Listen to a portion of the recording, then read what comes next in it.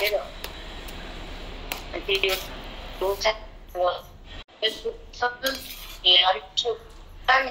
अध्यात्माचे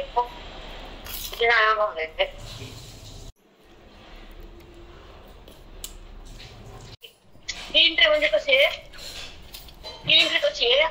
साक्षात भगवंताला आपण भिन्न होत नाही. भगवंत आपण एकच होतो. तसं आपण टीव्ही मध्ये बघतो त्यांची डोक्यात गेली असं झालं तेव्हा आपण दुष्टाचा संवाद करतात. रामप्रभू रावणाला रामाला मारलं, कृष्णाला कंसाला मारलं. तेव्हा मग त्यांचं ते शेवटी युद्धाच्या वेळेस त्यांची जीव त्यांच्या ज्योतीमध्ये जाऊन बसतो ते तुम्ही पाहता. पण त्यांना ती मुक्ती नसते त्यांची. त्यांना तेवढंच पुण्य मिळते पुन्हा जन्माखाली यावं लागतं. पण ह्या कैवल्य धाम सायुज्य मुक्तीमध्ये जग बाहेर येत नाही आतच. पण तत्वमसी महावाक्याचा जेव्हा बोध तयार होतो तेव्हा सगळे शास्त्र सगळे ग्रंथ सगळे पुराण सगळे वेद तिथे येऊन थांबतात. तिथे नाच आहे कोणी नवीसारखा ग्रंथ जगात येणे ना झाला नाही ना होणे. कारण साक्षात माऊलीला विष्णू महाभगवंताला अवतार घेऊन हे ग्रंथ जगासाठी सांगावं लागला की संस्कृती ग्रंथ मोठे मोठे पुनिशिर ब्रह्मसूत्र 4 वेद भाष्य हे आपण नाही कळत ना. मग ह्याच्यामध्ये बोलायचं काढ आणि ओवी मध्ये पाठवले आणि मराठी ओवी केली. हे आहे मराठीचा नगरी ब्रह्मविदेचा सुकाळ करी सुकाळ केला ब्रह्मविदेचा. पण आपण नवीन वस्तू कळत नाही. गीता वस्तू आपल्याला उद्भूत होत नाही. वास्तू तुम्हाला निष्ठा आहे त्याच्यावर काय आरोप नाही आमचा. पण त्या श्लोकात काय सांगितलं ऋषीवर गीता आता मग काल वणी होत्या पाठात तर ऋषीवर मी 1 घंटा बोलते. तू का करतो घेते वर्ष काढता का माझी पण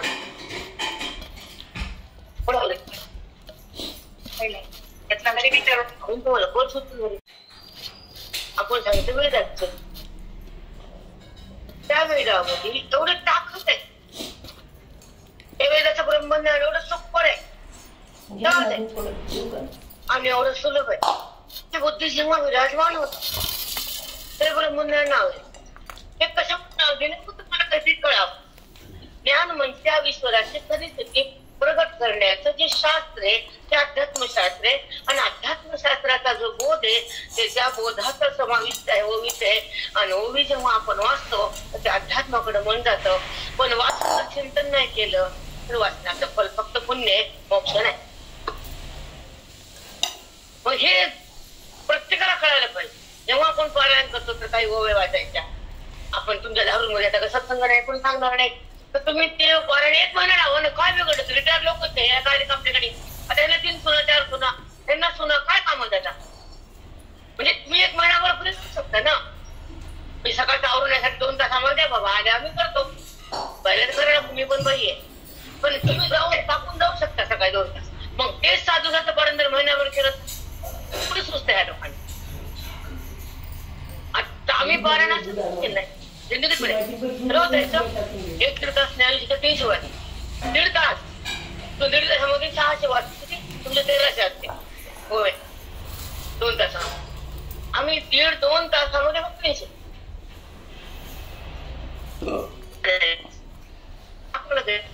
नंतर गाठा द्यायचा गाठा 30 आपण 50 आपण घ्यायचं रोज म्हणजे गाठाचे पर्यंत थांबला गाठा जवळ झाला. आता चिंतन सुरू केलं मी कला अभ्यास करा भयानक अभ्यास करा मग नवीन सांगू नका चेष्टा आपली का म्हणून आपण तेच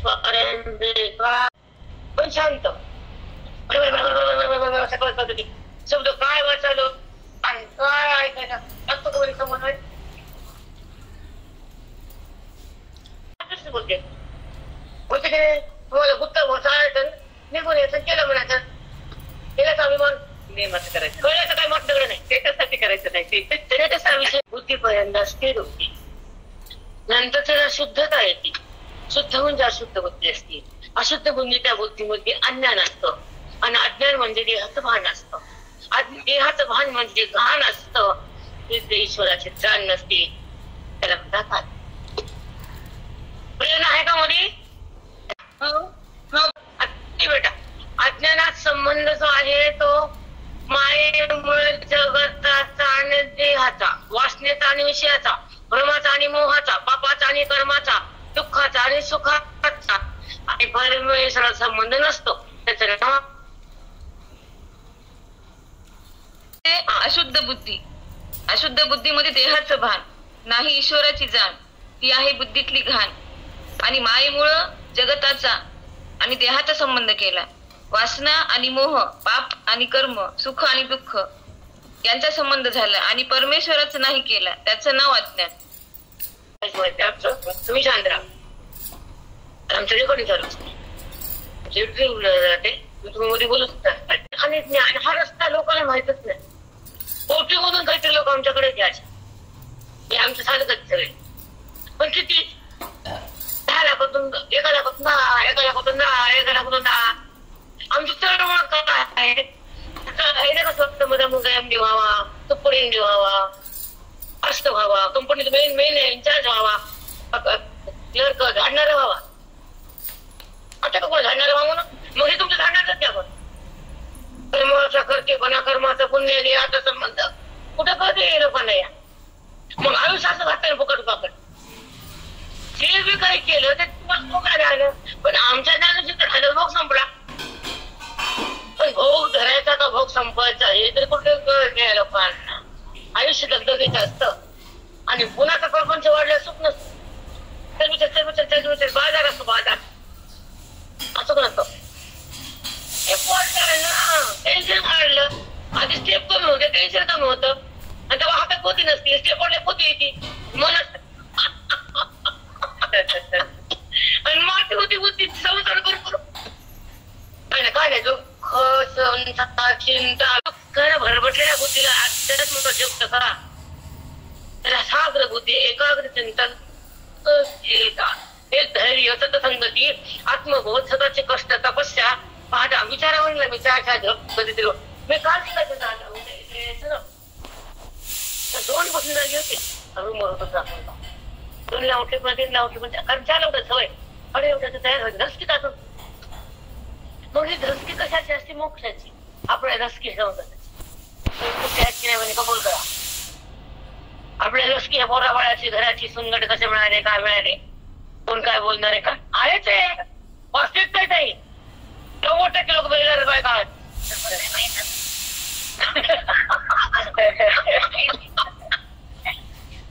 पोटाला आणला ताप झालाय तर ताप का नाही भेटली तरी धरतोच, भेटली तरी मी करतोच. पण संसाराचं कार्य पण करावं लागतं. हा भाग झाला प्रपंचाचा. पण जेव्हा बद्धता आहे आणि मी ते अशी बुद्धीमध्ये भाव आहे आणि जगताचं भान जात नाहीये, विषयाची आठवण संपत नाहीये आणि वासना हे आपल्यापासून करत नाही. मग ह्या गोष्टीचं उत्तर म्हणजे वेदांत.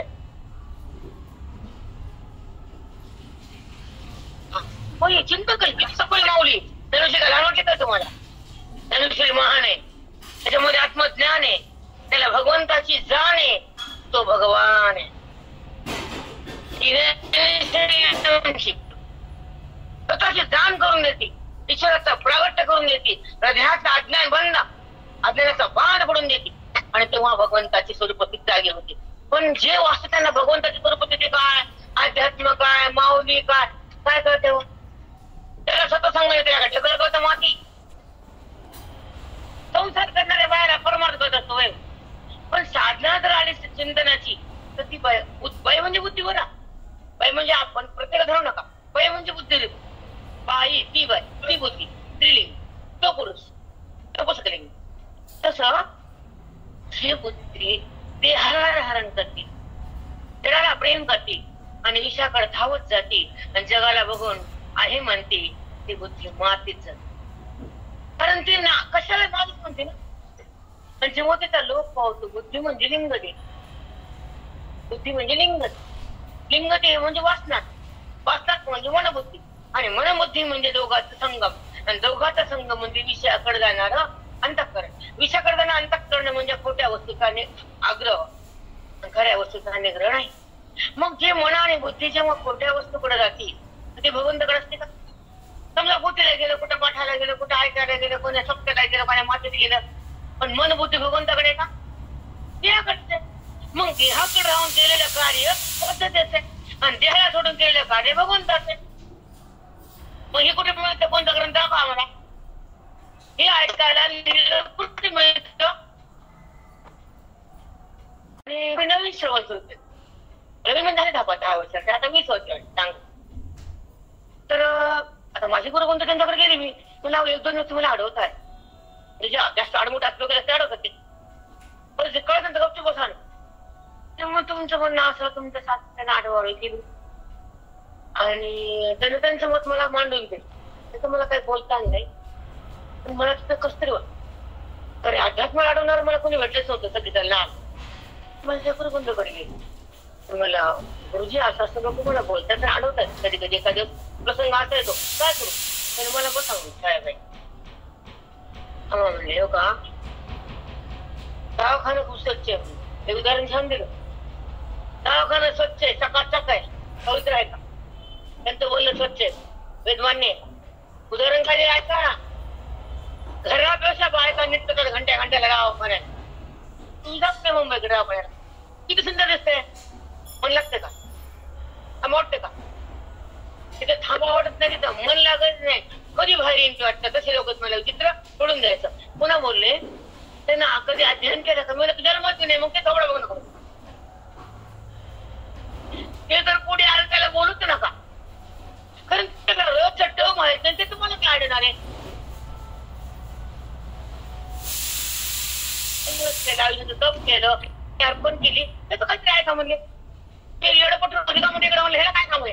रिकामटेकडे करू काय? श्रवण माहित नाही, अध्ययन माहित नाही, सत्संग माहित नाही, वेदाचं चिंतन माहित नाही, तपश्चर्या माहित नाही, आणि तुम्हाला कसं काटू शकतं काय? त्याला म्हणायचं मला अध्ययन कर मग समोर जर आलं कोणी असं एकदा कदाचित तर त्यांना सांगायचं तुम्ही अध्ययन करा, किती वर्ष अध्ययन केलं सांगा, आणि मग मला बोला. पुन्हा कोणी आलं चाललंय आणि आता तर आल्या कोणी भेट अरे बरेच असते ना. जसं शिमड्याला पाणी टाकून पक्का वाटते तसं अध्ययनाचं पाणी टाकून पक्का झाले. आता काय व्हायचं?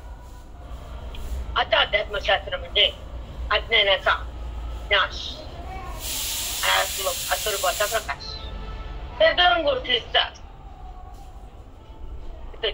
हे असतं चिंतन असतं, जे अनादिकालापासून आपल्या बुद्धीमध्ये जे संस्कार आहेत धन्वंतरीचे, ह्या जन्माचे नाही.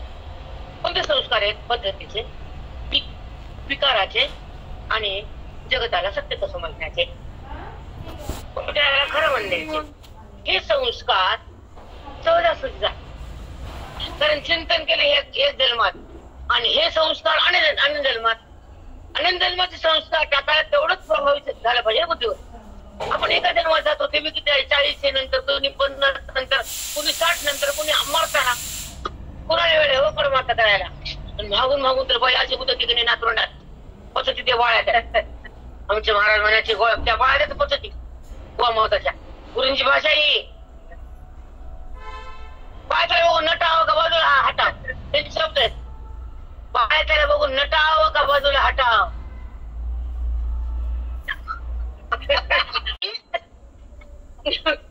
कारण उद्धार होण्यासाठी आधार लागतो. उद्धार साधूपाशी आहे, उद्धार ग्रंथापाशी आहे, आधार वेदापाशी. ज्या साधूपाशी वेद आहे, ज्या साधूपाशी बोध आहे, ज्या साधूपासून मोक्ष देण्याची पात्रता आहे, त्याचे पाय धरा. 3 गोष्टी. त्याच्यापाशी वेद आहे, त्याच्यापाशी बोध आहे, त्याच्यापाशी मोक्ष आहे. जर मृत्यूला थांबण्याची ताकद आहे त्याला वेद. अंतःकरणाच्या भगवंताला प्रगट करण्यासाठी जो बोध जातो आणि ईश्वर प्रगट होतो त्याला बोध. आणि ज्या बुद्धीचा जे ऐश्वर ज्ञानाचे ते ऐश्वर समोर साडका देता आलं तर त्याला मोक्ष प्रदान होतो आणि बद्धता निघून जाती. त्याला अध्यात्मशास्त्र. अध्यात्मशास्त्र सांगणारे आता संपले. कोण सांगते? कुणाला पडले? एक गोळी घ्यायची, बोलवायचं लोकांना, एक गोळी घ्यायची, एक शब्द सांगायचा आहे. सांगायची इच्छा पण नाही. समोरच्याचा उद्धार व्हावा. त्या साईला वाटतं माझा मुलगा पुढे जावा, त्यांना म्हणू नका का मला दगड घाली ना, पण त्याला चांगलं राहू म्हणते की नाही. म्हणून आईचं जेव्हा ओपन हार्ट सर्जरी मध्ये स्त्रीचा हार्ट मोठं निघालाय, पुरुषाचं कमी आहे. हे देण भगवंताचीच आहे. ओपन हार्ट सर्जरी करतात ना लोक, तर त्यामध्ये पुरुषांचं हार्ट लहान आहे आणि बाईचं मोठं आहे. हे सुद्धा शक्ती तिथेच आहे, भगवंताचीच आहे. त्याच्याकडूनच आहे. मग एक विषय चालला आपल्याला, अशी लोक जे बहिरंगाला बोलतात, बहिरंग तर माहिती होईल लोकांना, कळतं का बहिरंग परमार्थ काय, अंतरंग परमार्थ काय माहितीये? कुठे एंट्री करावी आपण म्हणतो नाही माय, चांगलं सोनं घ्या, वाटत का बाय म्हणतात ना, छान बाया ते बाया सोन्याच्या पत्राला घालून येणार. पण श्रवण करा, पत्राला अंगाला डोळे ठेवायचं, नाक डोळे पत्राच्या गुंडा टाका अंगाला तुमच्या. हाऊस आहे. आता गेली बरं का भाव वाढला तर आवाज गेली. मी सांगाय तुम्हाला हाऊस आहे गावा, तुम्हाला मी अडवत नाही. जशी सोन्याची हाऊस आहे तशी मोक्षाचं कमी नाही. इथं मग चुकलं का सांगा. हे तरी सोनं तुम्हाला वाटणी टाकावं लागतं गप्पा गप खाली. 4 पोरं 4 कराटे 4 तुकडे, सोन्याचे किती झाले तुकडे, ज्ञानाचे तुकडे 4 करा बरं. तुम्ही जे कमवतात ना त्याच्यात कुटके येतं, भांडणं येतं. पण आमच्या ज्ञानामध्ये भांडणं मिळेल, कुटके बी नाही आणि बट्टा बी.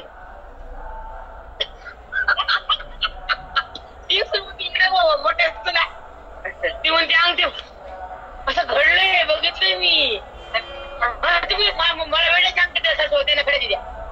मी ऐकले त्यांना वेळाची द्या, मग त्यांना खड्याची मला वेळाची, म्हणजे प्रेम. मग बुद्धी तो मोठा अज्ञानाचा. तुला अंगठीत खडा पडत नाही पट्टा, मग बुद्धीमध्ये अज्ञानाचा पट्टा का पट्टा आम्हाला काय ऐकायला सगळं वाटते. कंच जवळ माझ्याकडे वाईट वाटतं ऐकायला. पटतच नाही. पाळण्यातल्या बाळाला पुराची पोळी आवडत. पाण्यातलं बाळ काय दूध पितो गुटू गुटू गुटू, आणि त्याला पोळी खायचे जातच नाही. पोळी काय काय तसं अधिकारच नाही. श्रवणात कसं आहे बघा, बरोबर का चूक आहे? ते छोट्या बाळाला पुराची पोळी चांगलं दूध दाखवलं, ते म्हणतं दूध खा, ते म्हणते वाटली ते मला दुधाची. असंच आहे ना वाटली. आता आहे का अध्यात्मशास्त्र म्हणजे तुमचा नाटक आहे तुमचा, तुम्हाला नाही यांना सांगून तुमचं अध्यात्मशास्त्र हे आत्मस्वरूपाच्या प्राप्तीसाठी साधू संगतीमध्ये अध्ययन करण्यासाठी महान माऊलीचे चिंतन होई. आणि गीतेचा जो निरूपणाचा भाग आहे माऊलीच्या अंतःकरणामध्ये ते जीवासाठी जे तळमळे. जीव हा त्या आपल्या बद्धतेमुळं आणि वासनेमुळं इच्छेमुळं देहाचा संबंध करतो आणि माऊलीला हे पटत नाही. म्हणून 65 ओव्या दिल्या नामदेवासाठी, 9000 ओव्या दिल्या जगासाठी, 27 अभंग दिले हरिपाठासाठी, आणि गाथा दिला सगळ्याच्या आनंदासाठी. ही माऊलीच्या ग्रंथाची देवण आहे. आणि एक अजून सांगते आवर्जून, आपण आपल्या आयुष्यातला काळ लेकरा बाळाला सुना पोराला घडवू नये. मी खरं बोलते, श्वासातून प्राणातून. पटत नसत तुमचं पाप आहे, कारण मी तशी जगलीच नाहीये. वहिनीला म्हणते, साक्षीला वडील आमच्या परवाच वहिनी म्हणल्या, किती सांगितलं आम्ही नवड्याचं बांधकामासाठी गॅलरी मध्ये रात्री 1-2 बंद बसा, रात्री 2 वाजता आम्ही दोघंच बाहेर येऊन बसा. तुम्ही कधी सोडत नाही. बसत तर कधी घरानं कधी जिंदगीत काढलं का विचारा ना, त्यांचं ना माझं. वहिनी वहिनी आणि थांबवते ते त्यांच्याच घरी. भाऊ असताना भावाकडे जात होते, जात होते का? फक्त वहिनी सांगा, आता त्यांना ह्या जीवनात तिची गरज नाही. दुसऱ्या एकच पाहिजे ना. रात्री 2 पर्यंत आम्ही गॅलरीत बसावं आपल्या नवड्याच्या जेवण. आणि असंच केलं एकदा तर त्यांची नात छोटी होती लक्ष्मी, ती रांगत आमच्याकडे यायची, मला घ्या म्हणायची. म्हणायचं वहिनी रोजचं बंद करा, माझ्यापाशी या. आम्ही सकाळी 7 वाजता आवरून जायचं, 10 पर्यंत मध्ये बस. त्या लेकरा पण आवाज येतो मध्ये, त्याची मायांचं तिकडं टाका टाका ती गुरुजी मध्ये ती होत. आणि तिला बाहेर काढायचं आणि आम्ही आत यायचं. आणि त्या ठिकाणी आम्ही 3-4 तास ज्ञानेश्वरी सांगायची. हे फुकट असतं का होत आहे? चिंतन सत्संग हरिपाठ चांगल्यासाठी ब्रह्मच होते. कागदपत्र सोप आहे हे नसतं लेटर आमच्याकडे अध्यात्माला पूरक समाधी आहेत, देव आहेत, महान महान ग्रंथ आहेत आणि ते शब्द धरून बोलतो आम्ही. गीता 700 श्लोक आहे, ज्ञानेश्वरी 9000 श्लोक आहे. एका श्लोकाचा एका शब्दाचा भावार्थ सांगण्याची ही जादू आमच्या माऊलीची आहे. आणि त्यांना जेव्हा प्रसाद देतील आशीर्वाद देतील तर त्या दुसरी सांगता येईल. तुम्हाला सांगता येते का? ऐकायला कुणी सहज येऊ शकत नाही इथं, कारण आमची परंपरा अनाची काळाची लाखो वर्षापासून आहे, 50-60-100 वर्षापासून नाहीये. आमची माऊली, आमचा पांडुरंग, आमची पंढरी, आमची आळंदी 60 वर्षाची नाहीये. अनाधिकाळचा संप्रदाय आमचा संप्रदाय वारकरी आहे, आमच्या संप्रदाय साखळी आहे. गोरक्षाशी केला गोरक्ष होती गणित ज्ञानदेवाचा तो जविले. त्यामुळे प्रमाण की गोरक्षनाथाच्या काळामध्ये किती ते 1000 वर्षापासून नामांतरी घडले, नामांतरी घडले. 10,000 वर्षाच्या पूर्वीचा काळ आहे आमचा. लाखो वर्षापासून आमचा अध्यात्म आहे, असं आदरण ओळखलं नाहीये. म्हणून आम्हाला आमचा पाय आहे.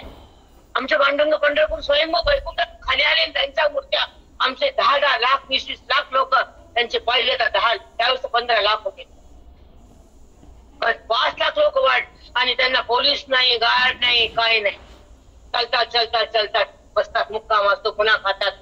दर मध्ये आमच्याकडे कष्टजात्रा कोणत्याच संप्रदायात सांगा, कोणते 10 लाख लोक चालतात ते सांगा. रस्त्याने चाललाय पायी आणि सारा VIP सोय तिथे किती दुकान आहेत, पण जिथं कष्ट आहे ते फक्त नामस्मरण ऐकायचं. दिंड्या, प्रतापा, मृदंग आणि झेंडे चालतात रस्त्यानं आणि पायाचे कष्ट कोणाच्या पायाचं पण नसते. आणि त्यांना तुकाराम वाणी एक सेकंद पण रस्त्यानं नाम थांबले नसते. काल मला काय म्हणते, एकला उठणार म्हणून तुम्ही 12ला उठलो, तुम्ही झोपलो तर नाही, 2ला उठणार म्हणून तुम्ही 1ला झोपलो, तिथं कुणी. मग तेच पांडुरंग कोणी तुम्हाला सांगते, विठोबाचा प्राण सखा ज्ञानवान चालविली सोड भिंती हरली अंग याची भ्रांती मोक्ष मार्गीचा साठी ज्ञान पामा. आणि ती भिंत प्रमाणे आनंदीला जेव्हा विष्णू पार्वती आणि शंकर विमानातून चालले होते. काल महाराज बोलले का ते, आणि ते त्यांना बघून त्याला वेदांत ते म्हणे मला सुधरत होतं, मला रामायण सांगता येईना माई समोर म्हणे माझ्या बोल तसे म्हणले म्हणून असं तर झालंच नाही. ज्ञानेश्वर व्यासपीठात ठेवलं होतं ना, आणि असा पहिल्यांदा झाले हे भक्ती ज्ञानाचा संगम इथं झाला, तिथं प्रयाग आहे म्हणून मला प्रयाग बोलले. तुम्ही जरी मी तत्त्व कर, कारण प्रयागामध्ये संगम आहे, तिथं म्हणून व्यासपीठावर ज्ञानेश्वरी आली. काय म्हणले, इथून पुढे ज्ञानेश्वर ह्या न्यायाला आयोग्य करतात सुधरस्त म्हणजे आतून कारण समोर वेदात प्रत्यक्ष तिथं होता की नव्हता. आता आहे का नाही, भेटलं खूप सुंदर भेटलं माणसुदेवीला. शंकर आणि पार्वती मनात आले आणि ज्या ठिकाणी माऊलीचा जन्मही नव्हता समोर लांबत आहे त्या ठिकाणी शंकर आड उतरले. पार्वती म्हणे काय केव्हा नाही मग थांबायचे, उतरले म्हणजे तर समाधी होणारे त्या ठिकाणी दर्पणाला वळले. पार्वती हसायला लागली, म्हणजे देवा अंगाला बसून आलं बघितलं पण लोळलं कधी बोलतोय हे काय. म्हणले पार्वती तुला काय माहितीये, महान योग जन्माला येणार आहे आणि तो इथं समाधी घेणार आहे म्हणून मला त्या जागेला स्पर्श केला माझ्या अंगाचा. सांगा ज्ञान किती महान आहे. तिथं त्या जमिनीवर भगवंत लोळले. कळत असतं जगाच्या लोकांना त्यांच्या जन्माच्या आधी नंतर मग 16 समाधी घेतली. तर म्हणे त्यांचं कार्य झालं, त्यांनी लिहिली. तुम्हाला तर माहिती खापर दिले मांडे त्यांच्या पुढे आपलं संसार काही वनवास नाही, पायता लोकच वाटते वनवास वनवास.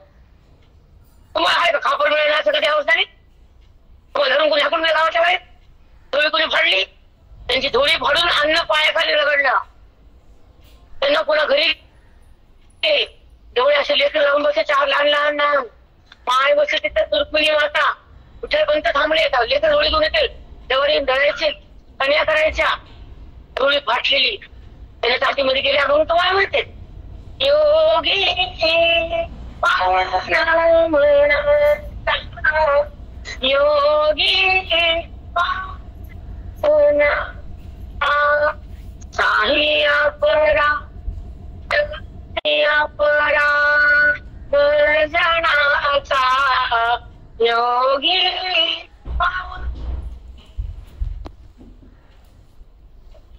क्लेश संधिमान उपदेश शब्द शास्त्रे झाले क्लेश संधिमान उपदेश योगी योगी एकदा फक्त दुःखाची लहरी दाखवली, कारण ते परब्रह्म आहे, जगासाठी दुःख आहे, टाटी बंद केली आणि खिडकीतून मुक्ताबाई बोलली. अश्वस्त झाले क्लेश संती मानावा उपदेश विश्वपट ब्रह्म दोरा टाटी उघडा ज्ञानेश्वरा असा बोध चुमुकली मुक्ताबाईने केला. शेवटी होती मुक्ताबाई. जेव्हा 16 वर्षामध्ये तिथं मुक्ताबाई तेवढी असेल, असं कुठल्याच दुसऱ्या टाकीच्या आईच्या माग वृंदावन दारत होतं. सिद्धपेठ अजून कसं कपडे आकारात तिथे अजून सिद्धपेठ आहे मंदिरा. आणि मग तेव्हा त्यांना दान मिळालं नाही, मग त्यांची विठ्ठलपंत म्हणले आपण वायू ग्रहण करू. हवा घेतली आणि त्याचा योग घेतला. त्या हवेमधल्या श्वास संभाजून ते ऑक्सिजन आत नेऊन ते जगले हवेवर. आपण जगलो कधी? म्हणूनच ज्ञानेश्वरकडे आले की वनवास संपत. आपला वनवास काहीच नसतो, तर तुमच्या पापाचा कर्माचे फळ असतं. लोक दुसऱ्या तुमचे पापाचे कर्म तुमच्या पुढे आणले. एकाच माग्याच्या नमुने नमुने नमुने. एक डॉक्टर, एक कलेक्टर, एक कंडक्टर.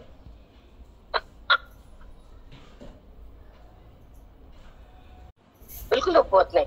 आणि आपण प्रारब्ध सोडून देतो तसंच येत. मेंदूला डिप्रेशन, बिमाऱ्या जास्त. आजकालचे लोक डिप्रेशन, मेंदूच्या बिमाऱ्या तिकडे चालले, कारण मेंटॅलिटी कमी झाली आहे. अध्यात्म नाही, सत्संग नाही, बुद्धिनाथाचं काही बी तिथं साधू श्रवण लागतं. अध्यात्म आहे जिथं अति पुण्य आहे तर ते मेंटॅलिटी बिघडत नाही. पण आजकाल 50% लोक मेंटॅलिटी तुम्हाला माहित नाही किती डॉक्टर निघाले मेंदूचे भयानक मानसिक रोग तज्ञ. हो, कारण मेंदूच नीट नाही हे लोकांचा. हे स्वतः नीट जगत नाही, धोका जगू देत नाही.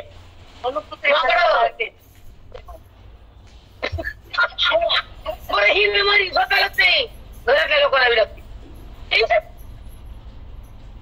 संगती नाही, त्यांचं वातावरण बघून भीती वाटते. नाही बघेल का, वाढेल का, ते वाढले पुन्हा परिणाम वाईट होईल. पण हे मेंटॅलिटी लोक एक जर आता घर मेंटल होते. म्हणून चिंतनात राहावं, साधूचा बोध घ्यावा, आत्मचिंतन घ्यावं, शांत राहावं, नमस्कारणात राहावं, अध्यात्माकडे जावं, संताची भेट घ्यावी, नंतर जीव द्यावा, आपलं सार्थक करावं. मग मेंटॅलिटी होत नाही. माझ्याकडे किती लोक निडर आहेत. गोमाचे लोक व्हायला आहेत माझ्याकडे. गोमातले अशी उदाहरण जीवन तुम्हाला म्हणते त्यांना. आता ज्ञानेश्वर म्हणजे ज्ञान आणि अज्ञान या दोन भूमिका आहेत. वृत्तीमध्ये दोन आहेत आपल्या अवस्था. एक ज्ञानतरी असतं, एक अज्ञानतरी असतं. ज्ञान म्हणजे त्या भगवंताचं आणि माझं अंतरण आहे. आणि अज्ञान म्हणजे तो आणि मी. आपण म्हणतो ना, माझे चित्त तुझे पायी राहो ऐसे करी काय करोनिया बाई भवातारी दातारा. अरे माझे चित्त ह्या देहाते, संसाराचे, विषयाते, मोहाते, वासनेते, पुण्याते, पापाते, पण तुझ्या पायावर नाही. मग माझे चित्त तुझ्या पायी आहे. तर अध्यात्मामध्ये पायी हे स्वरूपाला म्हटलंय. ज्या अंतःकरणात असलेला पांडुरंग आत्मस्वरूपाने प्रकाशमान आहे, तिथे नसताना अप्रकाशमान जड देहाकडे आहे. तो देहभाव बंद करण्यासाठी भगवंता तुझी भक्ती करतो, पण नियुक्तीसाठी साधूकडे मला संताची भेट दे आणि मला माझा स्वरूपाची भेट घेऊ दे. मला माझं स्वराज्य भोगू दे. आणि आत्मज्ञान मला सतत कानापाशी येऊ दे. माझा देहभाव संपू दे. मला आनंदाची प्राप्ती होऊ दे. मला नित्यानंद भोगू दे. दुःख माझं संपू दे. या श्वासातून कल्याण होऊ दे. तुझ्या बुद्धीची माझ्या ऐक्य होऊ दे. महावाक्याचं ज्ञान मला लाभू दे. अज्ञान मध्ये संपू दे. वृत्ती माझी मागं फिरू दे. आणि तुझा माझा अभेद मला भोगू दे. त्याला म्हणतात वेदाचं भांडवल. 4 वेद, 4 वेदाचे 4 महावाक्य. आणि महात्मा ब्रह्म अहम ब्रह्मास्मी प्रज्ञानम ब्रह्म तत्वमसी. तत्वमसी म्हणजे उपदेश केला या वाक्यातून. आणि 3 वाक्यातून बोध आहे. बोध म्हणजे मी ब्रह्म. त्याला काय उपदेश करायचा? अहम ब्रह्म, प्रज्ञान ब्रह्म आणि महात्मा ब्रह्म. म्हणजे 3 मी ब्रह्म सांगणार येतो. पण तत्वमसी मध्ये उपदेश करून तसं उद्धारक होईना तुला उद्धार होईना बोध केला आणि ब्रह्मज्ञानाला तो मुक्त झाला. तसे आज भरपूर लोक आहेत आपल्या परंपरेमध्ये. सनातन धर्म आहे, ऋषीमुनीचा धर्म आहे आपला. आपल्या ह्याच्यामध्ये संप्रदायामध्ये अनंत ऋषीचा प्रवेश येतो. ऋषीमुनींची गाथा ही. आता रामाचे ऋषी वशिष्ठ, कृष्णाचे संदीपान, विश्वामित्र, ब्रह्मर्षी, आचार्य, द्रोणाचार्य, भीष्माचार्य. आपल्याकडे सापडे बघावे तर हजारो लाखो ऋषीचा उगम आहे आपल्या संप्रदायात. निमिषांमध्ये ऋषी आहेत का? आहेत ना. संप्रदाय कसा आहे? ऋषी मुनीचा सुरुवात आहे. आपला पाया मजबूत आहे. कारण आपल्या संप्रदायामध्ये भगवंत आहेत, वेद आहे, गीता आहे, अध्यात्म आहे. कारण जेव्हा जेव्हा अष्टवक्र महामुनीचा मला माहिती त्यांच्या वडिलाला हरवण्यामध्ये ऋषींचा त्याच्या वडिलांना चुकले. त्याच्यात लागले संवाद वादविवादामध्ये. तू त्यांना म्हणे बसा वादविवाद तो बेटा बस जण. पण अष्टमहामुनी त्याच्या वडिलाला हरवले होते. बरी माझ्या ठाई बिंबते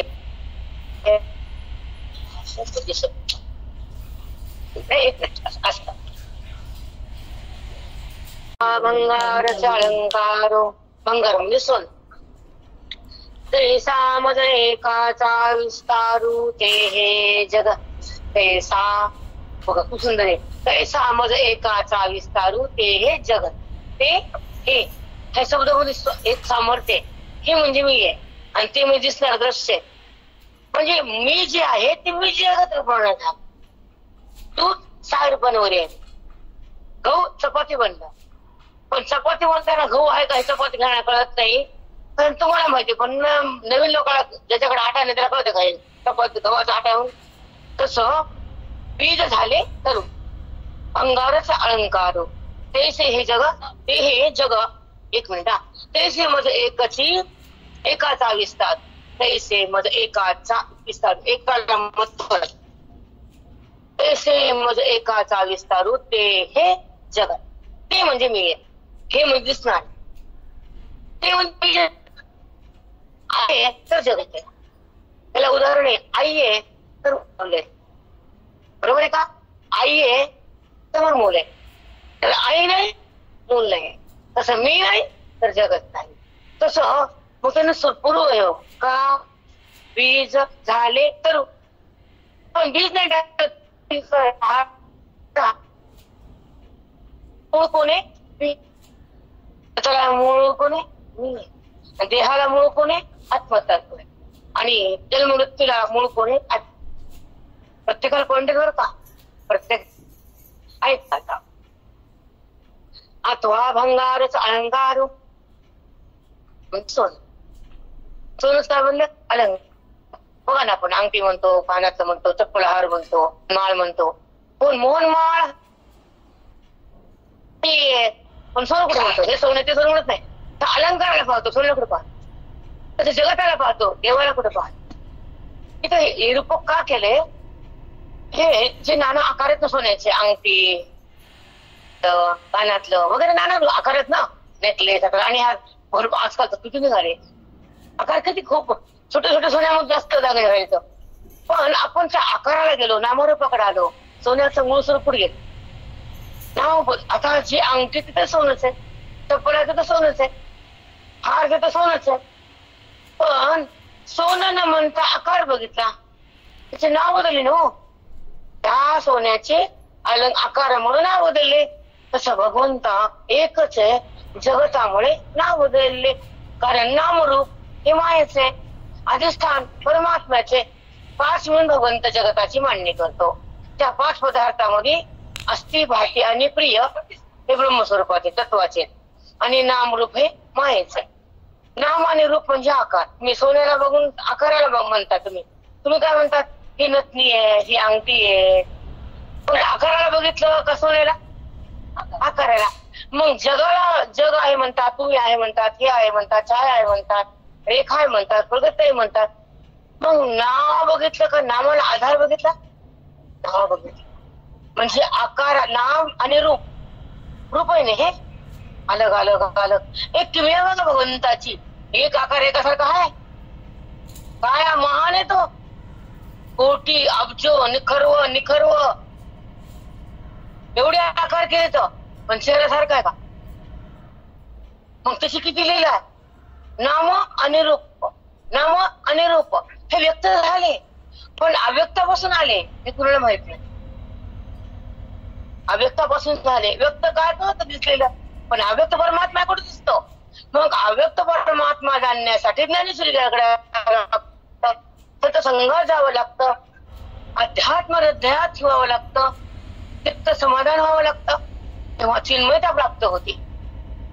चिन्मयता म्हणजे देहभावानंतर प्रगट होणारी आत्मस्थिती. तेव्हा आपली बुद्धी ईश्वराशी एकरूप असते, देहातून भिन्न असते, तत्वाशी निष्ठ असते, बोधामध्ये सदा असते आणि वेदाचं ज्ञान ग्रहण करते. आणि तेव्हा ती ब्रह्म होती, तेव्हा तिची आत्मस्थिती येते तिला आणि देहस्थिती जाते. तर त्या जर आपण बघितलं त्या संताकडं तर आपलं पाप जातं आणि बोधाना ज्ञान जातं. आता काल तुमचा प्रसंग सांगितला, आपण गेलो तर एक बाई कॅन्सरने पीडित होती. मग फक्त श्वास यायचा आणि जायचा, हात हलत नाही, पाहणं फक्त श्वासाची जागा आला. बघता कोणती जागा आल्याची? फक्त एक जागा पिळवर श्वासापुरती आली होती, बाकी सगळा देह निचेष्ट पडला होता. नुसतं कपड्याला हात लावला नाही. 2 रात्र सवय लागला की लगेच गेली.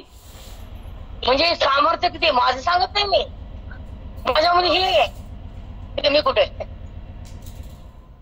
मला मॅडम ना गेल्यावर पाणी पाजलं तिकडे गेलं, खायचं प्यायचं काय विचार नाही, तिकडे झालं त्यानं मला हे तुझं बोलायचं त्या बायला दाम करायचं थोडं मोकळे. सांगा तुम्ही अशा अवस्था असताना धरणीवर टाकल्यावर त्या माणसाच्या घरात कशा अवस्था असतात? ज्यांची आई आहे, कुणाची सून आहे, कुणाची लेक आहे, त्याच्या समोर बसले लोक असतात. आता हे कच जात किती अवघड अवस्था ते. पटकन त्याचं काही नसतंय, पण ती बाई जर महिना जर खाली पडली धरणीवर, त्या लोकांची अवस्था काय असेल? रात्री चैन नाही, समाधान नाही, त्याला अनगचला. म्हणून हे अधःपतन होणे आपल्याला सुद्धा, असा आपला प्राण तगमग होणे, हे सांगण्याचं कारण हे माझं की टाकुडीतला प्राण चटकन निघावा. अडकून येते तिथं अडकतो, तो निघतच नाही, निघायला तयार नसतो. तर ये म्हणते नाही निघत, त्याला जावडच नाही ना. घरातून, पोरातून, नवऱ्यातून, त्या पदार्थातून, त्या सोन्यातून, कोणाची एफडी असतात, कोणाची आरडी असतात. माझा एवढा पैसा गोळा केला, आता कुणाला अरे असतं तसं. आता बापाने 100 एकर शेती केली, कुणी दुकानं बांधले, कुणी पैसे लग्न केले, मग मी केलं, ती पण भावना असते का? आणि ते एक तरुण असते की ज्याच्यासाठी मी केलं ते माझ्यासमोर नाही आलं, ते बी असतं का? त्याला मी प्रेम दिलं ते माझ्यासमोर बी यायला तयार नाही, ते पण दुःख असते ना. कसं काय ज्ञान आहे म्हणून पण स्वच्छ आणि निरभ्रक आणि वैराग्यवान असावं. तर कुठलाही वासना, अहंकार आणि लोभ या 3 गोष्टीचा त्याग करणारा आमचं अध्यात्मशास्त्र आहे. वासनेची उत्पत्ती नाही, लोभाकर प्रवृत्ती नाही, अज्ञानाची स्थिती नाही आणि बुद्धी भगवंतातून बाहेर येत नाही. त्याला म्हणायचं अध्यात्माचा गाभा. त्या 3 गोष्टी होतात तिथं. सांगा बरं कोणत्या?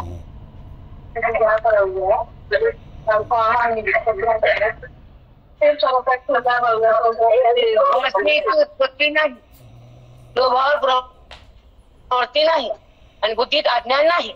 या 3 गोष्टीचा नाश करणारे आमची ज्ञानेश्वर. म्हणून तो म्हणते वाचताना बोट फिरून काय कळत नाही. आम्हाला सगळं दिसतं, सगळं हातच्या टाकलेला आरसा कशाला. आता हे टाकून दिसायला त्याला आरसा लावायचा काय, लावायचा आरसा. म्हणजे बुद्धीची क्षमता कशी आहे.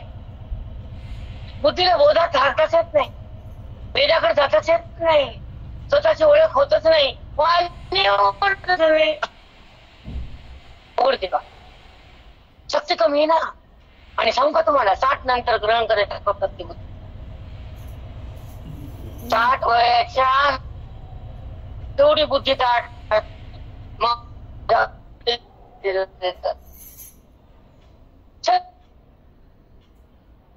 आमच्या पाठामध्ये एक गपत होतो.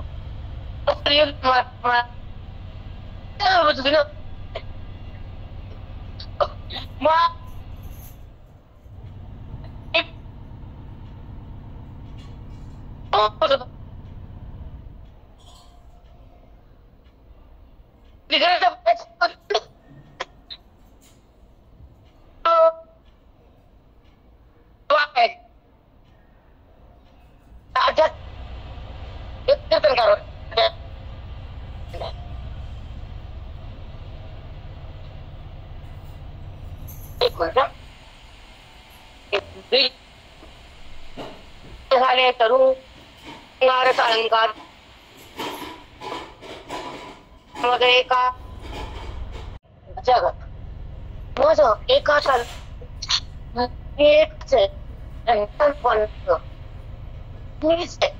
पण बुद्धीला मी कळत नाही म्हणून ते भिन्न व्हा बघतात वेगळा तो लोकांचा नसतो. सगळ्यामधला मी ज्ञान संपत आणि इच्छा प्रगट होत, त्यात समभाव तयार होतो. तर तेव्हा म्हणतात तुमच्या हरिपाठ आहे बघा, समबुद्धी घेतात. मी ते लागते आधी होत नाही समभाव. तुम्ही म्हणले समभाव होतो. समभाव व्हायला साधूची संगती लागती, वेदाची संपत्ती लागती, ज्ञानाची शक्ती लागती. तेव्हा म्हणतात समबुद्धी घेता. समान हे हरी समाधमावरी हरी झाला. तुम्ही जाऊन नाही झालं तिसाठी चालली तिकडे. अहो तुम्ही काय खाल्लं नाही तुमचं काय खायचं नाही जेवण. आमचं रामच नाही लवकर काही नाही दिवस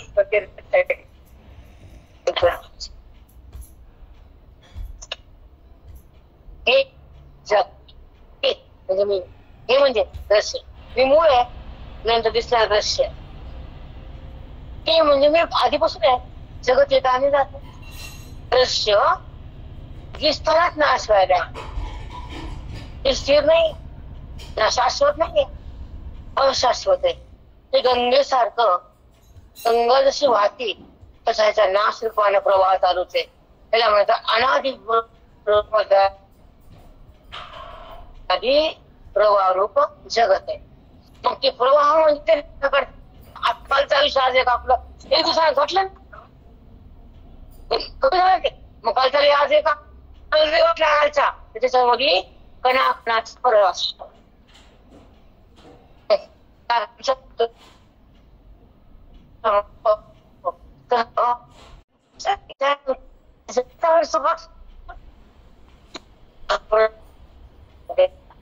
श्रवण सांगे करणं वेगळं आणि जीव लावून करणं वेगळं. करावंच लागतं नाही, सहज होत त्याला करावं म्हणून करावंच. आणि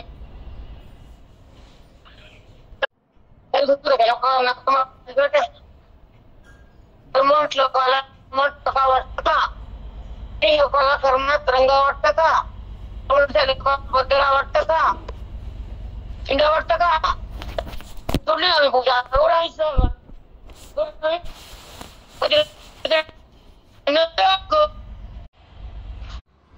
शुद्ध बुद्ध पवित्र खरा आणि अबौद्ध तर नाहीच त्याला खोटं बोलते, नवरा त्रास देते, लय बेकार वाटत कसे हे अव्यक्तपणे शिजले म्हणजे घट्ट पातळ तूप असतं. आपण तो गरम करा वाढायचं कमी पडला पत्ता करा एक आराम करू बायसाठी सगळं पवित्र दान तुपाचं. एक एक कण जवळ येतो की नाही आणि ते काय होतं एकमेकाला शिकतात असं भूत एकमेकाला शिकतात त्याला नाव दिले एवढे परायणाचं म्हणणं देऊन टाक पैसे हे शिजले माती कळत नाही आता नाही वाचवले पागल डोका नाही. ऐका शिजले अव्यक्तपणे शिजले कसं पातळ होतो थंडीनं एकत्र येतं घट्ट बनतं. तसेच जगत भूत अलग अलग आहेत ना. हा पृथ्वी आकाश वायू तेज आणि जल हे भिन्न आहेत ना. मग ते एकत्र आहे ना. तुम्ही सांगा आता जल आणि अग्नी भिन्न पदार्थ आहेत. जर अग्नी अग्नी राहतो का पण आपल्या जठ अग्नी आहे की नाही मग कसं राहिला आईस्क्रीम खाली थंड थंड दिसला का अग्नी मग का नाही दिसला नारायण जठ अग्नी नारायण दिसाय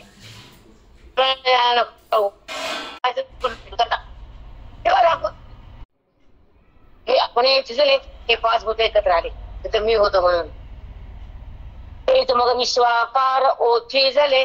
मग त्या 5 भूताच्या साह्यानं मी विश्वाचा आकार तयार केला ओथी झाले. तैसे अमूर्त मूर्त मिया विस्तारिले ते हे तैसे अमूर्त मूर्त मिया विस्तारिले ते हे जगत. मी अमूर्त आहे ते भूत अलग आहेत ना. मूर्त नाही अमूर्त म्हणजे सूक्ष्म न दिसणारे अदृश्य. अमूर्त मिया मूर्त विस्तारिले अमूर्त म्हणजे न दिसणार आणि मूर्ती म्हणजे दिसणं. आता एक दगड आहे शिळा आता रामाची मूर्ती अमूर्त केली होती ते प्रगट केलं नाही हे सुद्धा कळायला पाहिजे आपल्याला. त्याच्यामुळे तो आकार होणारच होता. आकार तिथं आहेत मग बसणार कुणी काही जरी केलं त्याच्याबद्दल आपल्यामध्ये द्वेष नाही कारण करणारा बाजूला जातो आपल्या द्वेष तयार होतो कायम होतो आणि पाप पुण्य उत्पन्न होतं. करणारा तरी पण करू त्याचं आपलं त्याचं वैर असतं तो फडके आहे जेव्हा वैर असतं तेव्हा आपल्या प्रतिकूलता तयार होते कारण तो वैर फेड आपल्या समोर आलेला असतो ना माहित असतं पण आपण कबूल करत नाही. आपण कबूल करत नाही कारण आपण त्यांना कधी वैराने वागितलं असतं ते आपल्या वैर देत असतो. करा आनंदाने स्वीकारा त्याला प्रेम करा मग ते आपल्यावर काय करा अपेक्षा नाही ठेवायची. तो आपलं कर्तव्य त्याला प्रेम करणं संपूर्ण विषय. मग हीच अवस्था आहे नळाची. पोते वाचून हे जर लिहाल तर तुमच्या पोतीचा अर्थच नाही. निरर्थक पाण्यात पाणी उपयोग नाही त्या पोतीचा काहीच उपयोग नाही परिणामच नाही काही. म्हणजे हिंसा अंत करणं पाप होत नाही सांगू का तितकंच पाप असतं आणि ते पाप समजल्याशिवाय बदलत नाहीत. मग ह्याला जन्म किती हक्क माहित पण ते बदलत नाही तो नाही कधी कारण तेवढाच साठा असतो पापाचा आणि पाप संपल्याचा वृत्ती बदलत नाही दुसरं घेतच नाही वृत्ती त्या वृत्तीत जन्मंतीचं पाप असतं आणि त्या पापानुसार ती आदर्शा ती भोगत नाही. पाप ती अवस्था होऊ देत नाही ज्ञानाची आणि पुण्य होऊ देत नाही ज्ञानाची. किती सुंदर आहे पाप पुण्याचा खेळ बघा खूप भयानक सुंदर आहे. पण जेव्हा आपण उंच गेलो तर पाप नाही पुण्य नाही धर्म नाही धर्म नाही जाणं नाही येणं नाही तू नाही मी नाही आणि संबंध देहाचा नाही मग तर काय कर्म राहिलं. जेव्हा वृत्ती देहाचा संबंध करती अज्ञानाची स्थिती असती तर कर्मातून पावतेचं तयार होतं मन शुद्ध होतं आणि तिला ओळखण्यासाठी भगवंताला ओळखण्यासाठी संगती अशी करावं साधू संगती आणि साधू संगती म्हणजे तपस्या घडती मनाची. मन जेव्हा तपोमय होतं तपस्या जातो वेदाची तपस्या येईल ती तपस्या वेदाची. त्या तपस्यामध्ये विराग तयार होतो वैराग्य. काय म्हणले आता महाराज का अयोध्या ही त्याग भूमी आहे.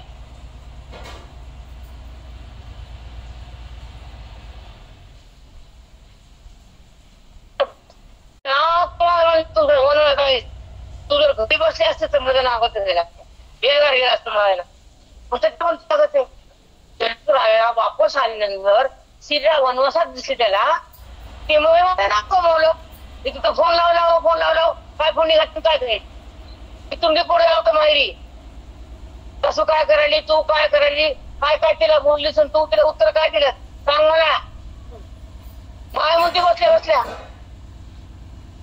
म्हणजे कलियुगाच्या आधी माया बेकार मग लेकी बेकार खरं का स्फोट आहे दिवस निघाला फोन तिला काय काम करू द्यायचं नाही नांदू द्यायचं नाही काय आणि इकडे सत्संगाला जोर सत्संग खूप करतात ना माया बसल्या मन कमजोर सत्संगाला जोर मन कमजोर